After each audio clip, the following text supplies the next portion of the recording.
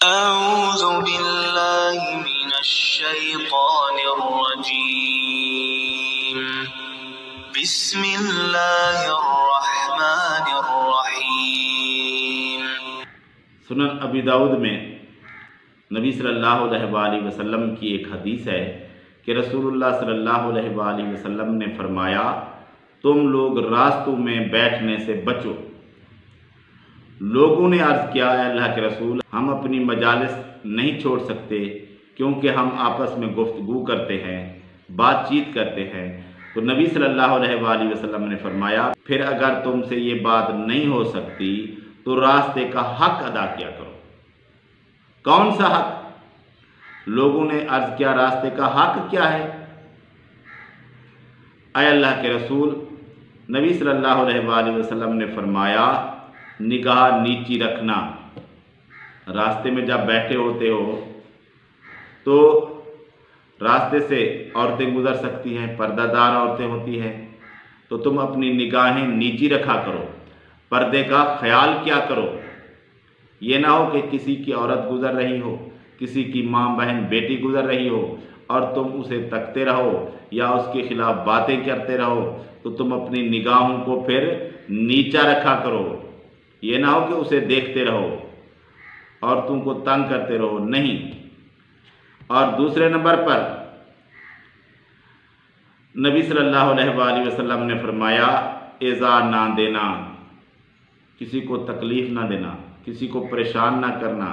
کوئی شخص گزر رہا ہے راستے سے، اس پر باتیں کسنا، اس کو پریشان کرنا، یا کوئی چیز راستے میں ایسی پڑی ہے جو نقصان دے سکتی ہے یا تم نے خود ڈال دی ہے، یہ نہیں کرنا، بلکہ راستے سے ایذا رسانے والی چیز کو ہٹانا ہے، راستے کو صاف رکھنا ہے، کیونکہ تم اس جگہ بیٹھے ہو تو یہ تم پر حق بنتا ہے، تو یہ تم پر لازم ہوتا ہے کہ تم راستے کو پھر ایذا رساں چیز سے پاک کرو، صاف رکھو۔ اور سلام کا جواب دینا۔ جب تم راستے پر بیٹھو گے تو لازماً ہے بہت سارے لوگ گزریں گے، جب بہت سارے لوگ گزریں گے تو پھر وہ تمہیں سلام کہیں گے، اور پھر تم پریشان نہ ہونا کہ ہر منٹ کے بعد، 2 منٹ کے بعد، 5 منٹ کے بعد، 10 منٹ کے بعد ایک آدمی گزرتا ہے اور سلام کرتا ہے، ہم ہر شخص کے سلام کا جواب کیسے دیں؟ اسی لیے تو کہا ہے کہ راستے میں نہ بیٹھو۔ اگر پھر راستے میں بیٹھنا ہے تو پھر راستے کا حق ہے کہ جو تمہیں سلام کرے اس کے سلام کا جواب دو، پھر تھکنا نہیں ہے، ہر شخص کے سلام کا جواب دینا ہے۔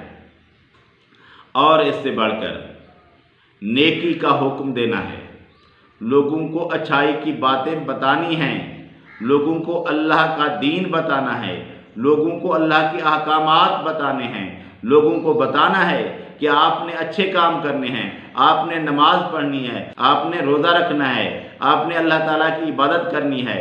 یہ سارے نیکی کے کام، اچھائی کے کام آپ نے لوگوں کو بتانے ہیں، اور برائی سے روکنا ہے، اور لوگوں کو برے کاموں سے روکنا ہے۔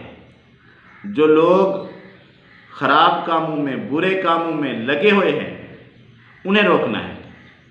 آپ کے پاس جو لوگ آئیں گے انہیں بری باتوں سے روکنا ہے، اور جو لوگ آپ کے سامنے غلط کام کر رہے ہوں، برے کام کر رہے ہوں، آپ راستے میں بیٹھے ہیں، کوئی شخص برائی کر رہا ہے، آپ دیکھ رہے ہیں، کوئی شخص گزر رہا ہے، اس کی عادتیں بری ہیں، وہ برے کام کرتا ہے، آپ سے وہ ملتا ہے، تو آپ نے اس کو پھر سمجھانا ہے کہ برائی کے کام نہیں کرنے، غلط کام تم نے نہیں کرنا۔ آپ ادھر بیٹھے ہوئے ہیں، کوئی شخص غلط کام کر رہا ہے، چوری کر رہا ہے، آپ نے اسے سمجھانا ہے، بری بات سے منع کرنا ہے، یہ راستے کا حق ہے۔ اگر آپ راستے میں بیٹھے ہیں تو آپ پر یہ لازم ہے کہ آپ یہ راستے کا حق ادا کریں، لوگوں کو اچھائی کا حکم دیں اور برے کاموں سے روکیں۔ اگر یہ کام آپ کر سکتے ہیں تو پھر راستے میں، یعنی ایسی جگہ پر بیٹھیں جس کے نزدیک سڑک ہو، گزرنے کا راستہ ہو، اس جگہ آپ بیٹھ سکتے ہیں، اگر آپ یہ حق ادا کر سکیں۔ اگر آپ سے یہ حق ادا نہیں ہوتا تو آپ کو حق نہیں پہنچتا کہ پھر آپ راستے کے قریب بیٹھیں، راستے میں بیٹھیں، کیونکہ یہ راستے کے حقوق ہیں، آپ کو ادا کرنے ہیں۔ اگر آپ میں اتنی سکت نہیں ہے تو آپ یہ کام نہ کریں۔ کیوں؟